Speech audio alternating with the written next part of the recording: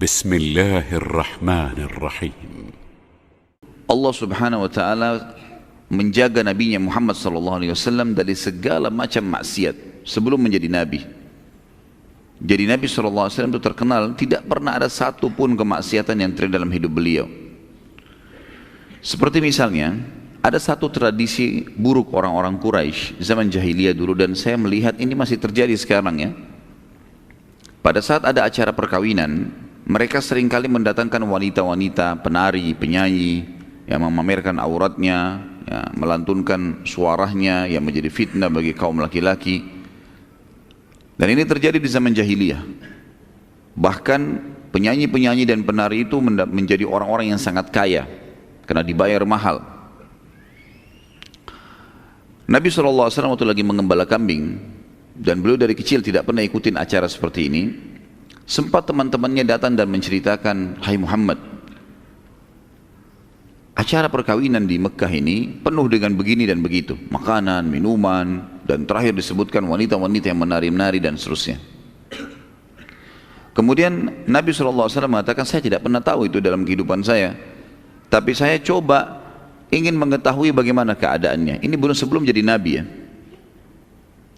Maka Nabi SAW pun berkata pada teman-temannya, "Maukah kalian bersedia untuk menjagakan gembalaan saya ini, dan saya ingin melihat apa yang sebenarnya kalian ceritakan itu." Bukan niatnya mau lihat wanita-wanita penari saja, tapi ingin mengetahui, bukan itu target, tapi ingin melihat secara umum acara ini. Subhanallah, baru saja Nabi SAW niat begitu, tiba-tiba beliau mengantuk berat, kemudian beliau tertidur. Tidak bisa, tertidur. Hari kedua, tertidur lagi. Hari ketiga, tertidur lagi. 3 hari berturut-turut Nabi SAW ingin melihat bagaimana pesta perkawinan orang-orang Mekah. Beliau selalu tertidur, dan ini disebutkan dalam sebagian buku-buku sirah, tidak semuanya.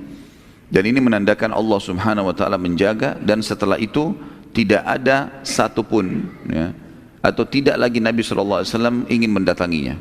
Beliau mengatakan di dalam dirinya sendiri, kalau memang sudah 3 kali saya tertidur, berarti menandakan ini tidak boleh saya melihatnya. Sudah Nabi SAW tidak pernah lihat. Di antara hal yang lain teman-teman sekalian, tradisi jahiliyah, Amr bin Luhai yang dulu saya pernah sebutkan, dia mendatangkan patung di Mekah, dia menerapkan beragam macam peraturan. Ada salah satu peraturan yang kita tidak bisa juga bahasakan itu unik ya, tapi buruk ya. Peraturan itu adalah orang-orang Mekah disuruh menjahit baju-baju khusus untuk tawaf, khusus untuk tawaf. Dan nanti berkembang, siapapun yang masuk ke Mekah disuruh untuk membeli dan memakai baju hasil buatan masyarakat Mekah. Karena peraturan ini, berkembanglah sebuah ide lagi, kalau seandainya orang-orang yang tidak mampu beli baju dari orang Mekah, maka tawafnya telanjang. Tawafnya telanjang, gitu kan? Sampai juga masalah di Mekah mereka menjadi hal yang biasa sekali telanjang, karena di Ka'bah saja mereka bisa tawaf sambil telanjang, apalagi kalau di luar kota atau di luar Ka'bah, di dalam kota Mekah itu sendiri. Baginda Nabi SAW tidak pernah melakukan tawaf di saat lagi ada orang-orang yang seperti ini. Dari zaman beliau sebelum dinobatkan menjadi Nabi, beliau tidak pernah secara khusus melakukan perbuatan-perbuatan tersebut, dan ini disebutkan oleh para ahli sejarah. Dan perlu teman-teman tahu, tawaf telanjang di Mekah ini terjadi sampai tahun 9 Hijriah. Sampai Nabi SAW membebaskan kota Mekah, barulah beliau mengutus Abu Bakar setelah penaklukan kota Mekah, bahwasanya tidak boleh lagi ada patung di Mekah, dihancurkan di Mekah, seluruh Mekah terutama dekat Ka'bah. Setelah Nabi SAW hancurkan 360 sekian patung, kemudian juga tidak boleh lagi ada yang tawaf telanjang di sana. Dan Nabi SAW sama sekali tidak pernah menyaksikan hal tersebut.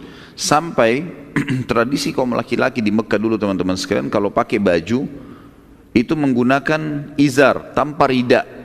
Izar itu maksudnya bagian bawah, kayak kita sarung atau celana. Dan bagian atas mereka tidak pakai baju biasanya. Artinya kebanyakan tradisi orang seperti itu. Kalaupun ada orang yang kaya raya punya kelebihan, baru dia menggunakan baju bagian atasnya gitu. Salah satu tradisi mereka adalah kalau mereka saling gotong royong mengangkat barang, batu misalnya, mau gotong royong untuk membangun sebuah tempat, maka supaya pundaknya nggak luka, mereka mencabut izarnya, sarung bagian bawahnya, itu sampai auratnya kelihatan, kemudian meletakkan di punggung untuk meletakkan batu, dan mereka tidak menganggap itu aib. Di dalam sebuah athar disebutkan, pada saat Nabi SAW mau mengangkat batu membantu sebagian keluarganya yang sedang membangun, maka orang-orang pada mengangkat batu-batu besar, dan Nabi SAW ikut partisipasi mengangkat batu besar itu. Kemudian tiba-tiba saja pamannya datang mengatakan, hai Muhammad. Salah satu pamannya, tidak disebutkan namanya dalam riwayat ini, tapi dikatakan salah satu pamannya mengatakan, hai Muhammad. Kalau tidak salah namanya Zubair di sini. Ya, salah satu paman Nabi SAW mengatakan bahwasanya, hai Muhammad, tidakkah kau buka izarmu dan kau letakkan di punggungmu agar punggungmu tidak luka? Maka Nabi SAW mengatakan, saya tidak melakukannya. Beliau pun mengangkat batu tersebut, meletakkan, kemudian sebagian orang melakukan itu, maka Nabi SAW meninggalkannya. Nabi SAW meninggalkannya.